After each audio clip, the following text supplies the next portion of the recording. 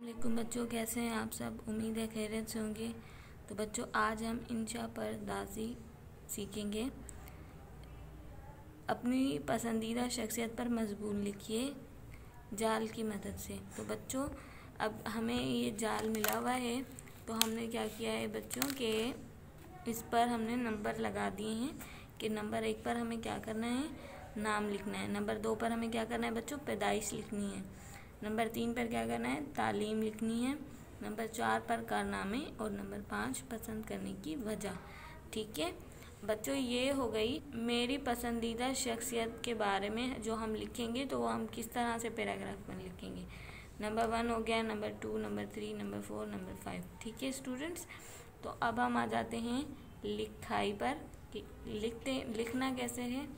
तो बच्चों, इसी जाल की मदद से मैंने मजमून लिखा है। अब आप देखिए गौर से और पढ़िए भी और सुनिए भी, सही समझिएगा। कायदे आज़म मोहम्मद अली जिन्ना मेरी पसंदीदा शख्सियत है। नंबर 1 पर हमने पसंदीदा शख्सियत का क्या लिखा बच्चों, नाम लिखा। ठीक है, इसी तरह से नंबर 2 इनकी तारीख़ पैदाइश भी, तो हमने यहाँ पर लिखा है इनकी तारीख़ पैदाइश 25 दिसंबर 1876 है। तो बच्चों, नंबर 3 पर था तालीम, वो एक वकील थे, इसके साथ वो एक सियासतदान भी थे। ठीक है बच्चों। नंबर 4 पर था कारनामे, उन्होंने मुसलमानों को अलग वतन दिलाया जिसकी वजह से हमारा मुल्क आज़ाद हुआ।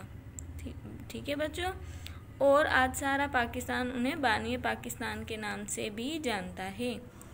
ठीक है। नंबर 5 पर था हमें पसंद करने की वजह, उन्होंने पाकिस्तान अपनी अकल और समझ से आज़ाद करवाया और ना के लड़ाइयों और झगड़ों से। तो बच्चों, इसलिए हमें मेरी पसंद करने की वजह ये है कायदे आज़म को कि उन्होंने अपना दिमाग इस्तेमाल किया और बिना लड़ाई करे उन्होंने पाकिस्तान को हासिल किया।